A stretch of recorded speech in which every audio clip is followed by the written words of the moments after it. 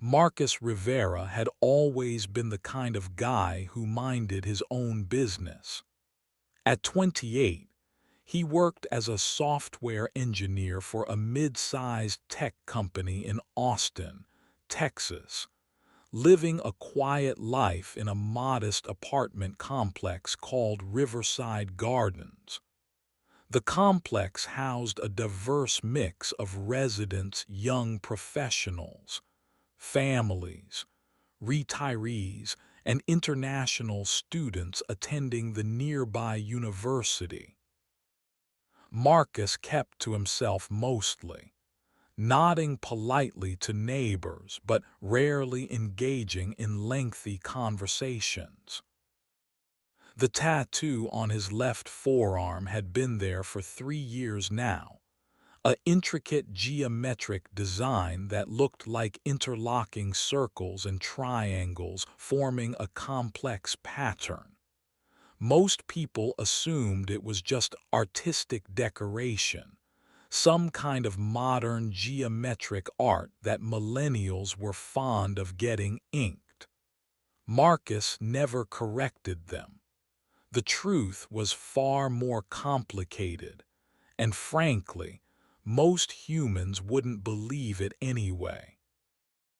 The symbol was actually a mark of recognition among a very specific group of people, those who had been contacted by extraterrestrial beings and had proven themselves trustworthy enough to serve as quiet ambassadors between species. It wasn't something from science fiction movies or conspiracy theories. It was real, and Marcus was one of only a few hundred humans worldwide who bore this mark. The geometric pattern wasn't random art. It was a communication device, a way for certain beings to identify humans who could be trusted with sensitive information about ongoing peaceful contact between Earth and several alien civilizations. 3 years ago, Marcus had been camping alone in the mountains of Colorado when he'd encountered a being from a planet called Kepler 442b. The being, who had introduced itself as Zara, explained that her people had been quietly observing Earth for decades, studying human behavior and culture. They weren't interested in invasion or control, quite the opposite. They were part of an intergalactic coalition focused on helping developing civilizations advance peacefully. Earth was on their watch list because humans showed both tremendous potential and concerning tendencies toward self-destruction. Zara had chosen Marcus not because he was special or extraordinary, but precisely because he was ordinary. He was stable, rational, employed, had no criminal record, and showed consistent patterns of ethical behavior in his daily life. She needed humans who could serve as quiet contact points, people who could receive and relay information when necessary, but who wouldn't draw attention to themselves or try to exploit the situation for personal gain. The tattoo served multiple purposes. To most humans, it looked decorative, but to other contactees, it was immediately recognizable. More importantly, it contained microscopic technology that allowed certain beings to locate Marcus when they needed to communicate with someone on Earth. It also served as a verification system. The pattern would shift slightly when scanned by appropriate technology, confirming that Marcus was indeed an authorized contact. For 3 years, Marcus had lived with this secret. He'd had perhaps a dozen brief communications, sometimes a mental message received while he slept, occasionally a brief meeting in a secluded location. The information was usually mundane: updates on climate monitoring, questions about local political developments, or requests to observe and report on specific human behaviors in his area. Nothing dramatic or world-changing, just the kind of low-level intelligence gathering that any peaceful civilization might conduct. Marcus had never told anyone about his role. The beings had been clear that secrecy was essential, not because they feared humans, but because premature disclosure could cause panic and potentially set back peaceful contact by decades. They were patient. Their lifespans were much longer than humans, and they thought in terms of centuries rather than years. The apartment complex where Marcus lived had always been peaceful. The property manager, Janet Thompson, was a stern but fair woman in her 50s who ran a tight ship. She enforced the rules consistently, kept the property well maintained, and generally left tenants alone as long as they paid rent on time and didn't cause problems. Marcus had never had any issues with her in the 2 years he'd been living there. That changed when the new tenant moved into apartment 4B, directly across the courtyard from Marcus's unit. Elena Vasquez was a graduate student at the university, studying xenobiology, the study of life forms that might exist beyond Earth. She was originally from Mexico, but had been living in the United States since she was a teenager. Elena was brilliant, passionate about her studies, and absolutely convinced that extraterrestrial life not only existed, but was probably already aware of Earth. Elena was also strikingly beautiful, with long dark hair, intelligent brown eyes, and an infectious enthusiasm that lit up any room she entered. She had a habit of talking with her hands when she got excited about a topic, and she got excited about xenobiology frequently. Marcus found himself looking forward to their chance encounters in the courtyard or laundry room, though he was always careful to keep their conversations superficial. The problem began when Elena started receiving packages for her research. Apparently, she was part of a network of researchers who shared unusual specimens, rare books, and specialized equipment. The packages came from all over the world, sometimes several per week.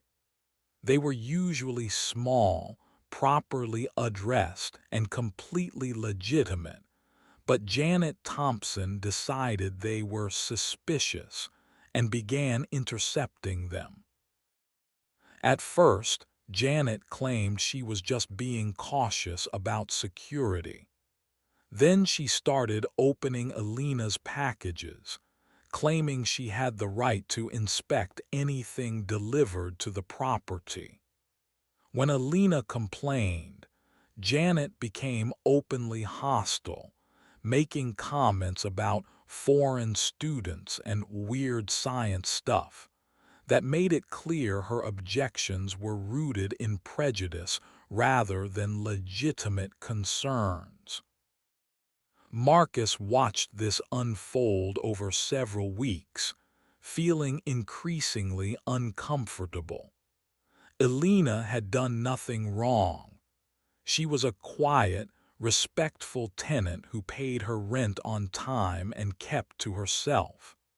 But Janet seemed determined to make her life difficult, using her authority as property manager to harass someone she perceived as different or threatening.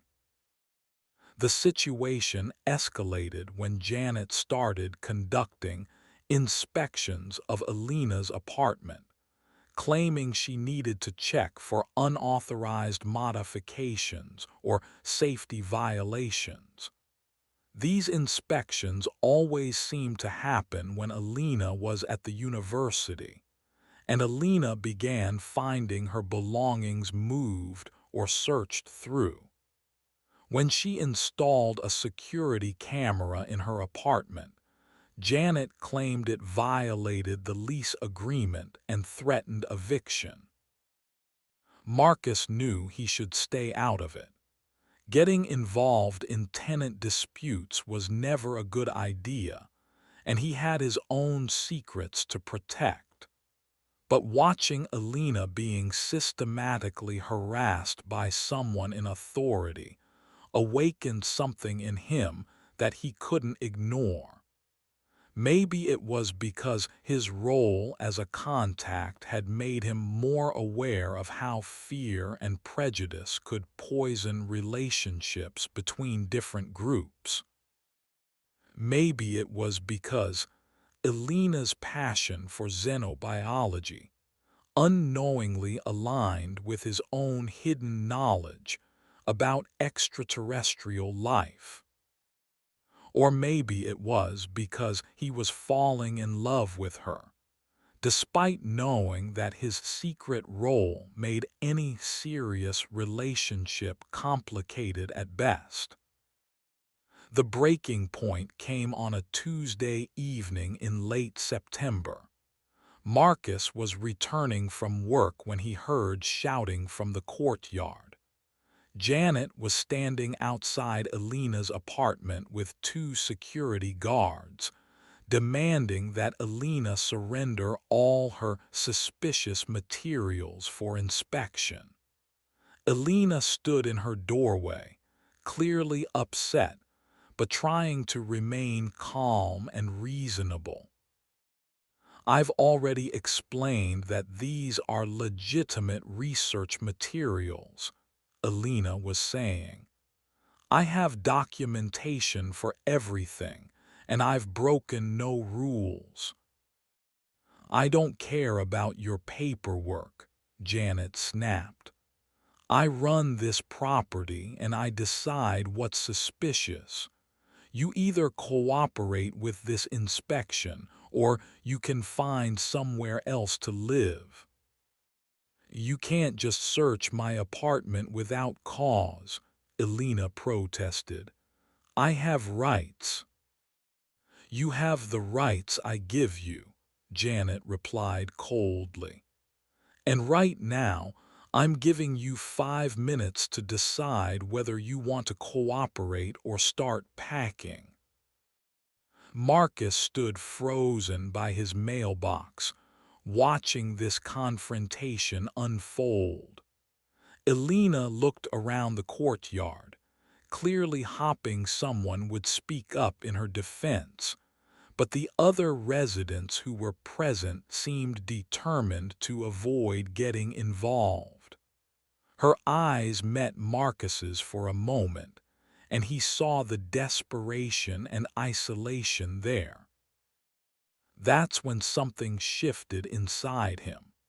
Maybe it was thinking about all the times Zara had emphasized the importance of standing up for justice and protecting those who were vulnerable. Maybe it was recognizing that Elena's passion for discovering extraterrestrial life meant she was already halfway to understanding truth that most humans couldn't imagine. Or maybe it was simply that he couldn't stand by and watch someone abuse their authority to hurt someone he cared about. Marcus took a deep breath and walked toward the confrontation. "Excuse me, Janet," he said, keeping his voice calm and professional. "Is there a problem here?" Janet turned to him with obvious irritation. "This doesn't concern you, Marcus. Go to your apartment." "Actually, I think it does concern me," Marcus replied. "Elena is my neighbor, and I've never seen her do anything that violates the lease agreement. What specific rule is she supposed to have broken?" "She's been receiving suspicious packages and conducting unauthorized activities," Janet said, but her voice lacked conviction. "Receiving packages isn't against the lease," Marcus pointed out. "And what unauthorized activities? Studying for her graduate degree." Elena looked at him with surprise and gratitude. She obviously hadn't expected anyone to stand up for her, especially not someone she barely knew. Janet's face reddened. "I don't have to justify my decisions to you. This is my property, and I'll run it however I see fit." "Actually, there are laws about tenant rights," Marcus said quietly. "And I'm pretty sure harassment and illegal searches violate those laws." The two security guards looked uncomfortable. They were probably contracted through the property management company and weren't eager to get involved in something that might be legally questionable. Janet stared at Marcus for a long moment, clearly trying to decide whether to back down or escalate the confrontation. Finally, she turned to the security guards. "We'll continue this inspection tomorrow during regular business hours," she announced, "with proper documentation." As the guards followed Janet away, Elena turned to Marcus with tears in her eyes. "Thank you," she whispered. "I didn't think anyone was going to help me." "Of course," Marcus said simply. "What she's doing isn't right." Elena wiped her eyes and looked at him more carefully. "I'm sorry, I don't think we've been properly introduced. I'm Elena Vasquez." "Marcus Rivera," he replied, extending his hand. As Elena reached out to shake his hand, her sleeve rolled up slightly, revealing the edge of his tattoo. Elena's eyes immediately locked onto the geometric pattern, and her expression changed completely. Her eyes widened, and she looked from the tattoo to his face and back again. "Oh my God," she whispered, her voice barely audible. "You're one of them." Marcus felt his blood turn cold. "I'm sorry, what?" But Elena wasn't listening. She was staring at the tattoo with an expression of wonder and recognition that made Marcus's heart race with panic. How could she possibly know what the symbol meant?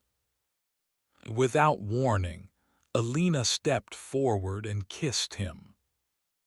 It wasn't a romantic kiss, though Marcus felt the shock of attraction run through him. It was something else entirely urgent, desperate, almost ritualistic. When she pulled back, there were tears streaming down her face. "I've been waiting so long to find someone else," she whispered. "I thought I was the only one." Marcus stared at her, his mind racing. The only one what?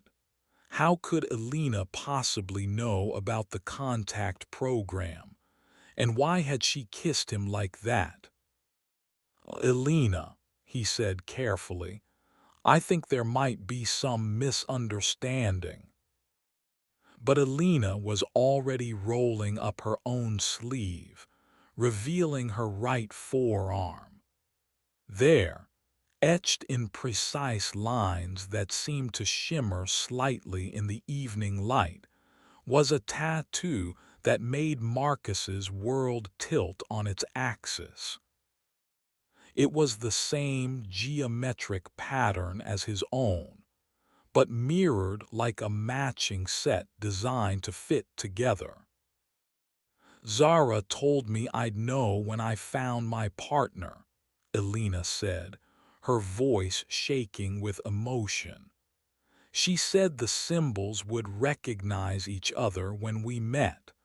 I just never imagined it would be like this." Marcus felt the ground shifting beneath his feet. Elena knew Zara. Elena had the matching symbol. Elena was part of the contact program, and apparently they were supposed to be working together. Which meant that everything, the harassment from Janet, the confrontation, even Elena moving into his apartment complex, might not have been coincidence at all. As if responding to Elena's presence, Marcus felt the tattoo on his arm grow warm. The geometric lines seemed to pulse slightly, and he realized that Elena's tattoo was doing the same thing. Whatever technology was embedded in these symbols, it was clearly reacting to their proximity. "We need to talk," Marcus said, looking around the courtyard to make sure no one was watching them. "Yes," Elena agreed, "but not here. Janet already suspects something's different about me if she sees us together now." Marcus nodded. "My apartment, 20 minutes. Elena smiled for the first time since the confrontation began. "I'll bring coffee. Something tells me we're going to be up very late tonight." As Marcus watched Elena disappear into her apartment, he realized that his quiet life as a secret contact was about to become much more complicated. But for the first time in 3 years, he wouldn't be carrying that burden alone. He just hoped they could figure out their partnership before Janet Thompson decided to make their lives even more difficult. The tattoo on his arm pulsed once more, and Marcus could have sworn he felt something like anticipation in that alien technology. Whatever was coming next, it seemed the beings who had chosen them had been planning this moment for a very long time. Marcus climbed the stairs to his apartment, his mind spinning with questions and possibilities. In 20 minutes, he would learn why Zara had given him a matching symbol, what Elena's role in the contact program actually was, and why their first meeting had involved standing up to a petty tyrant who seemed determined to make Elena's life miserable. But first, he needed to prepare for the conversation that would change everything. Because something told him that Elena Vasquez was going to turn his carefully controlled secret life completely upside down. And despite the complications that were surely coming, Marcus found himself looking forward to it. 23 minutes later, Elena knocked softly on Marcus's apartment door, carrying 2 cups of coffee and wearing a nervous smile that made his heart skip.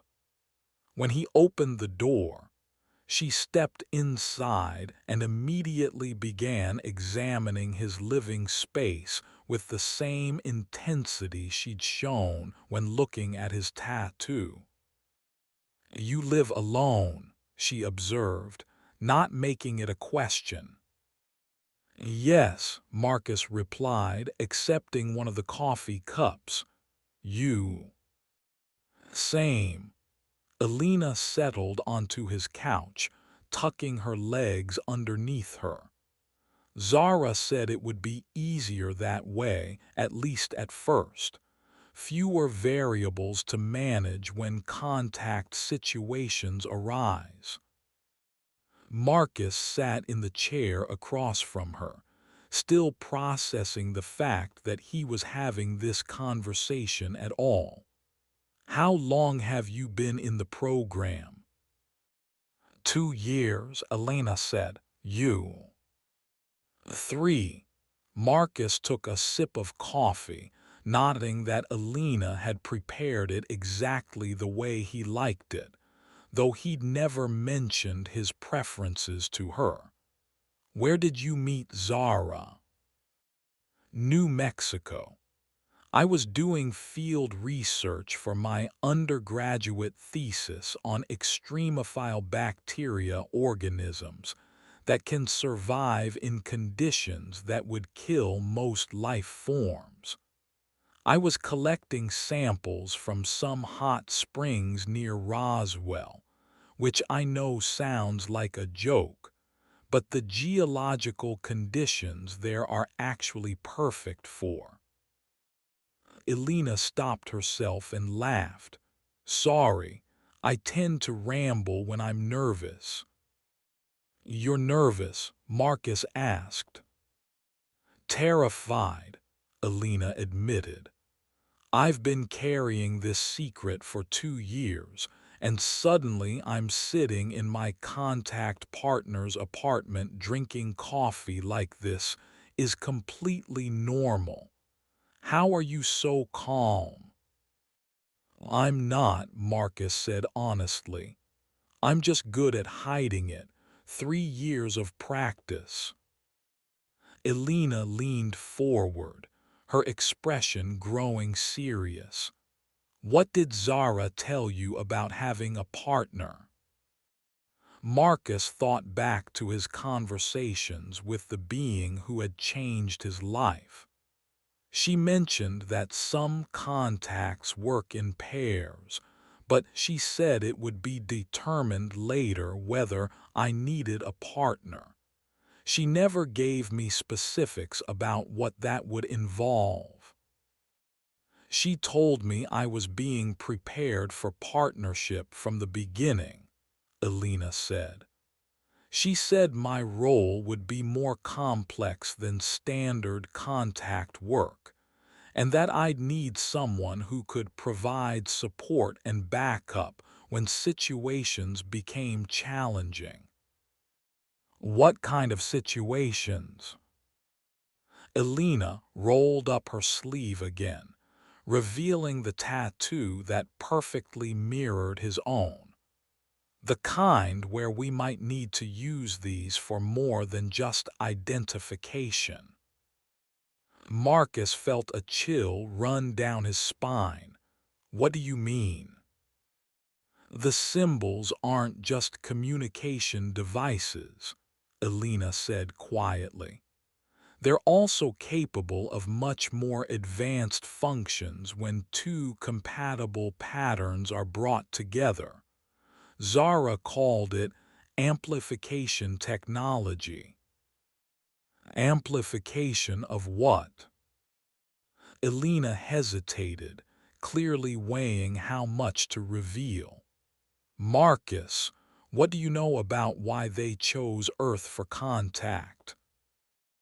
"Zara said her people were part of a coalition that helps developing civilizations advance peacefully. She mentioned that humans show both potential and concerning tendencies." That's true, but it's not the whole story.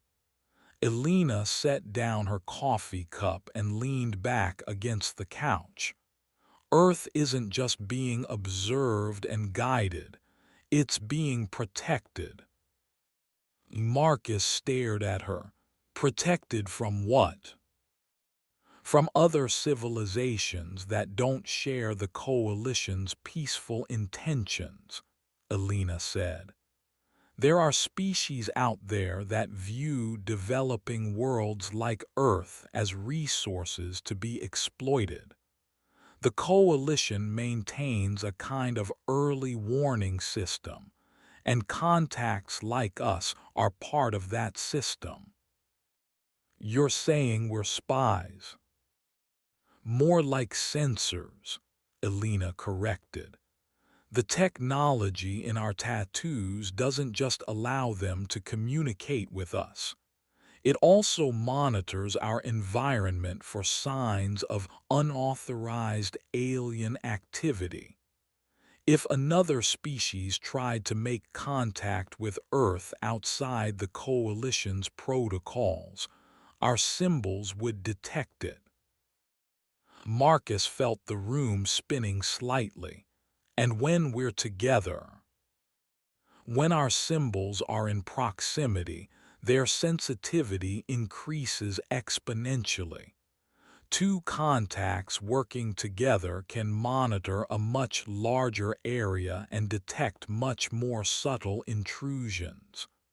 Elena paused. They can also do other things, such as emergency communication across vast distances, temporary enhancement of human cognitive abilities, in extreme circumstances, limited defensive capabilities. Marcus set down his coffee cup with a shaking hand. Elena, are you telling me that these tattoos are weapons? I'm telling you they're tools, Elena said firmly. Tools that could potentially save lives if Earth ever faces a real threat. But yes, in the wrong hands or used improperly, they could be dangerous. And Zara never mentioned any of this to me. Because your role was supposed to be simple observation and communication, my role was always meant to be more complex. Elena's expression grew troubled. But something's changed. 3 weeks ago, Zara contacted me and said the timeline was being accelerated. She said I needed to find you immediately and begin partnership protocols. Partnership protocols. Training exercises designed to help us work together effectively. Learning to coordinate our symbols' functions. Developing communication methods that don't rely on external technology. Elena met his eyes, preparing for the possibility that we might need to act independently if contact with the coalition is ever interrupted. Marcus stood up and began packing. This is insane. 3 years ago, I was a regular guy who happened to meet an alien while camping. Now you're telling me I'm part of some kind of interplanetary defense network. I know it's overwhelming, Elena said gently. But Marcus, think about it. Why do you think I moved into this apartment complex? Why do you think Janet Thompson suddenly started harassing me? Why do you think all of this is happening now? Marcus stopped packing and looked at her. You think it's connected? I think the coalition has been maneuvering us into position for months. They needed us to meet naturally. in a situation where we could establish trust and begin working together without drawing attention. Elena's eyes grew dark, and I think Janet Thompson's behavior isn't random harassment. I think she's been influenced. Influenced by what? By someone or something that doesn't want us working together. Elena stood up and walked to Marcus's window, looking out at the courtyard below. Think about it. I'm a xenobiology student who's passionate about extraterrestrial life, and I move into an apartment complex where the property manager immediately becomes hostile and starts trying to drive me away. Meanwhile, you've been living here peacefully for 2 years with no problems. Marcus joined her at the window. You think Janet is being manipulated by another alien species. I think Janet is being manipulated by someone who wants to prevent us from forming an effective partnership. Whether that someone is human or alien, I don't know yet. As if summoned by their conversation, Marcus saw Janet Thompson's office light come on across the courtyard. Through the window, he could see Janet moving around inside, but there was something odd about her movements. They seemed too jerky, too mechanical, like she was fighting against her own actions. Elena, Marcus said quietly, look at Janet's office. Elena followed his gaze and immediately tensed. Oh no. What? Marcus, do you see that flickering around her, like heat shimmer? Marcus looked more carefully and realized Elena was right. There was a subtle distortion in the air around Janet, barely visible but definitely present. What is that? Neural influence field, Elena said grimly. It's a technology that some of the more aggressive species use to control primitive minds. It allows them to implant suggestions and modify behavior without the subject realizing they're being manipulated. You're saying Janet is being mind-controlled. I'm saying Janet is being pushed to act in ways that serve someone else's agenda. Her prejudice and tendency toward authoritarianism are being amplified and directed specifically at me. Marcus felt his tattoo growing warm against his skin.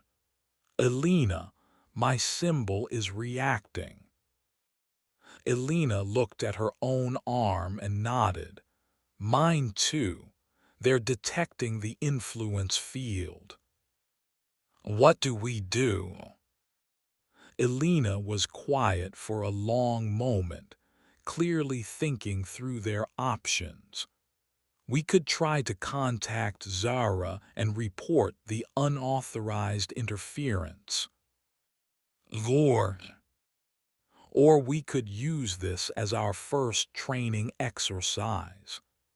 Elena turned to face him, and Marcus could see determination replacing the fear in her eyes. Marcus, if we're going to be partners, we need to learn how our abilities work together. And Janet Thompson is being used as a weapon against us. You want to try to help her. I want to try to stop whoever is manipulating her, Elena said. And I want to prove to ourselves that we can handle situations like this without running to the coalition for help every time. Marcus looked at Janet's office again, watching the subtle distortion field around the property manager. The woman had been difficult and prejudiced, but she didn't deserve to be controlled by an outside force. And if Alina was right about their symbols having defensive capabilities, maybe they could actually do something about it. What would we need to do? Alina smiled, and Marcus realized that her passion for xenobiology extended far beyond academic interest. She was genuinely excited about the possibility of putting her knowledge to practical use. First, we need to get close enough to Janet to disrupt the influence field.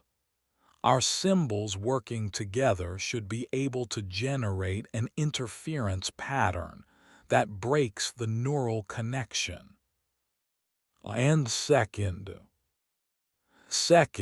we need to figure out who's been manipulating her and make sure they understand that Earth has protectors who won't tolerate unauthorized interference. Marcus felt a surge of something he'd never experienced before, not fear or anxiety, but anticipation. For 3 years, he'd been a passive observer in an extraordinary situation. Now Alina was offering him the chance to become an active participant. How do we get close to Janet without her calling security? Alina's smile became mischievous. Leave that to me. I have an idea that will let us help her while also giving her exactly what she thinks she wants. Marcus looked at his new partner, brilliant, brave, and apparently slightly devious, and realized that his life had just become infinitely more interesting. "All right," he said, "let's save Janet Thompson from alien mind control." Alina laughed, and the sound made Marcus's heart race for reasons that had nothing to do with fear. "I knew there was a reason Zara chose you as my partner." As they began planning their first mission together, Marcus felt the tattoo on his arm pulse with what could only be described as approval. Whatever was coming next, it seemed the coalition had been preparing for this moment for a very long time. And despite the dangers they were about to face, Marcus found himself looking forward to discovering what he and Alina could accomplish together. The next morning, Alina knocked on Marcus's door at exactly 7:30. Carrying a large cardboard box and wearing what could only be described as a performance costume. She'd put on thick-rimmed glasses, pulled her hair back into a severe bun, and dressed in the kind of conservative business attire that would make any property manager feel comfortable. "Ready for Operation Janet Thompson?" she asked with a grin that completely undermined her serious appearance. Marcus opened his door wider to let her in. "You look like a completely different person." "That's the idea. Today, I'm Alina Vasquez, compliant tenant who wants to cooperate fully with property management." She set the box down on his coffee table with a slight grunt. "I spent all night preparing." "What's in the box?" "Everything Janet thinks she wants to see." Alina opened the cardboard flaps to reveal neatly organized files, laboratory notebooks, and what appeared to be several small devices. Complete documentation for every piece of research equipment in my apartment, copies of all my academic credentials, letters from my professors confirming the legitimacy of my work, and a formal written apology for any misunderstanding about my activities. Marcus examined some of the papers. They looked completely professional and legitimate. This is impressive, but how does it help us get close to her? Because buried in all this perfectly reasonable documentation is something that will trigger a much stronger response from whoever's been influencing her. Elena pulled out a manila folder marked Confidential Research Proposal. This contains a fake research proposal for a project studying potential extraterrestrial communication methods. Marcus stared at her. "You're using yourself as bait." "I'm giving our mysterious manipulator exactly the kind of target they can't resist. Someone researching alien communication will trigger their defensive protocols, and they'll push Janet to take more aggressive action against me." "Elena, that sounds incredibly dangerous." "It would be if we were planning to let them succeed." Elena's expression grew serious. "Marcus, last night I did some research into the neural influence technology I saw around Janet. It's not just a matter of implanting suggestions. Prolonged exposure can cause permanent psychological damage." Marcus felt a chill run down his spine. How long has Janet been acting strangely? "According to other tenants I talked to this morning, about 3 weeks, which means whoever's controlling her started their manipulation right around the time Zara told me to find you. So they've been watching us. They've been trying to prevent us from working together.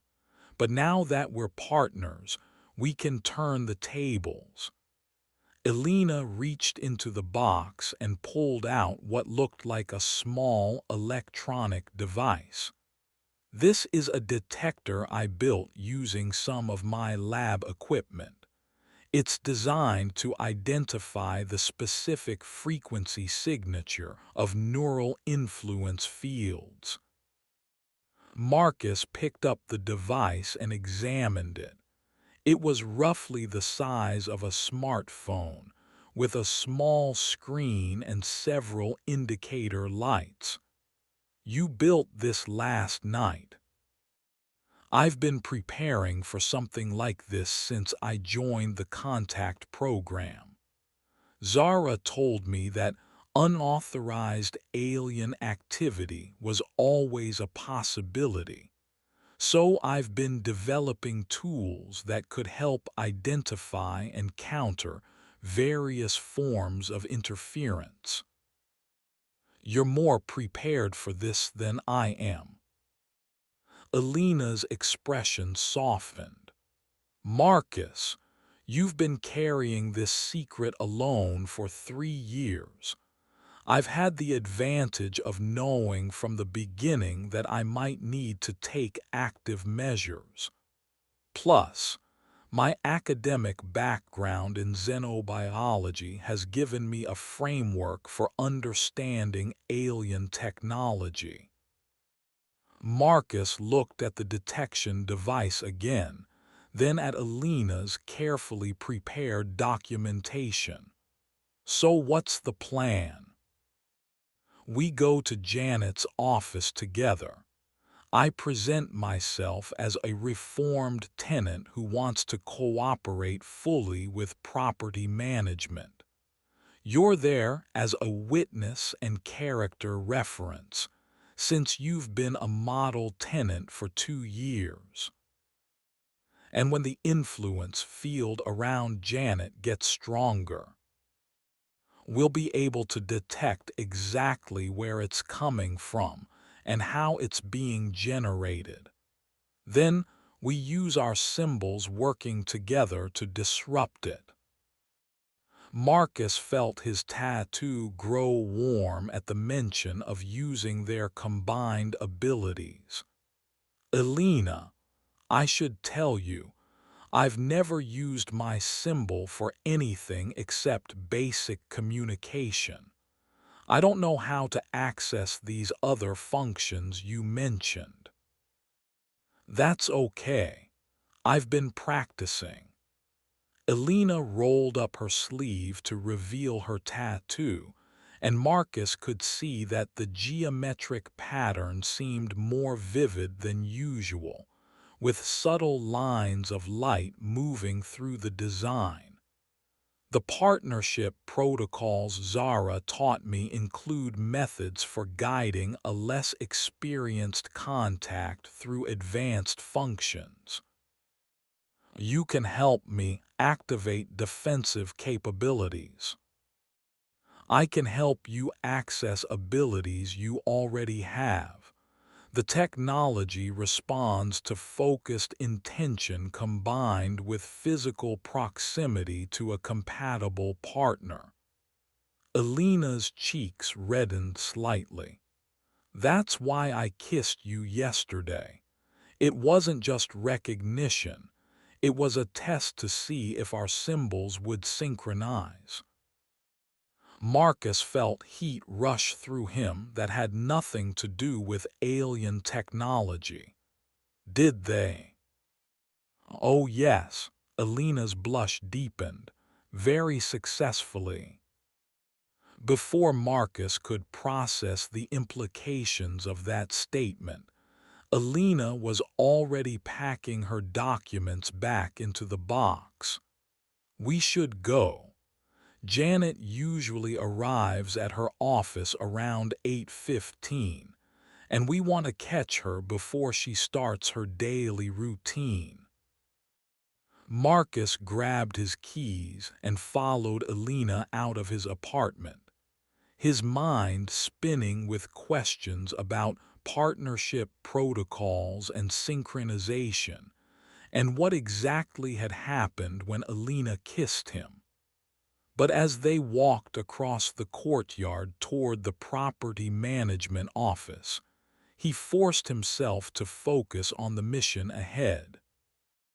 Through the office window, Marcus could see Janet Thompson sitting at her desk, but something was definitely wrong with her movements. She kept pausing in the middle of simple tasks, like her body was fighting against invisible commands. The flickering distortion Elena had pointed out the night before was stronger now, creating an obvious heat shimmer effect around Janet's entire form. Marcus, Elena whispered, pulling out her detection device. Look at these readings. The device's screen showed a complex waveform pattern, with several indicators flashing red. What does that mean? The influence field is much stronger than it was last night, and it's not just affecting Janet anymore. Elena's face went pale as she studied the readouts. Marcus, there are multiple signals.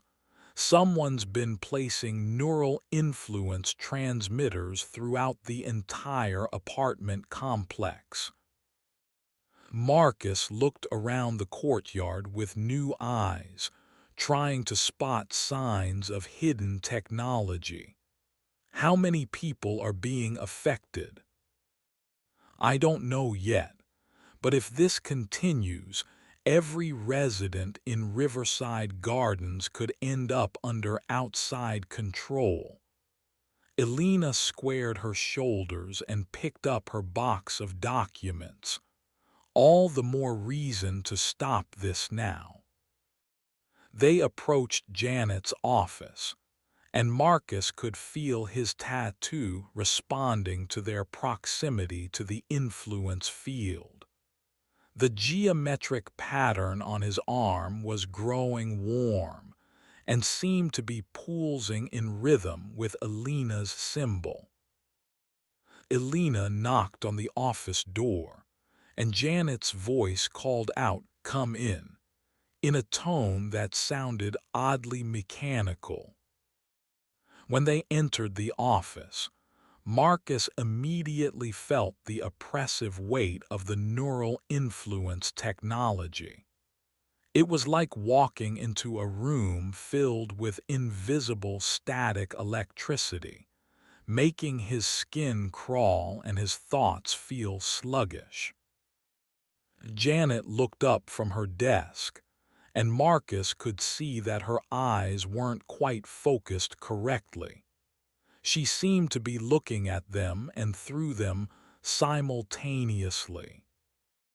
"Ms. Vasquez," Janet said in that same mechanical tone. "Mr. Rivera, how can I help you?" Elena set her box on Janet's desk and smiled brightly. "Ms. Thompson, I wanted to apologize for any misunderstanding yesterday and provide you with complete documentation of my research activities. I realize that some of my work might have seemed concerning without proper context." Janet's eyes immediately locked onto the box with an intensity that was definitely not normal. "Research activities." "Yes, I'm a graduate student in xenobiology at the university. I study the possibility of life forms beyond Earth." Elena's voice remained cheerful and cooperative, but Marcus could see her hand moving slowly toward the detection device in her pocket. "Extraterrestrial life," Janet repeated, and Marcus could swear he heard a different voice speaking through her. "That's right. In fact, I have a new research proposal here that involves studying potential communication methods with alien civilizations." Elena pulled out the confidential folder and placed it on top of the other documents. The effect was immediate and dramatic.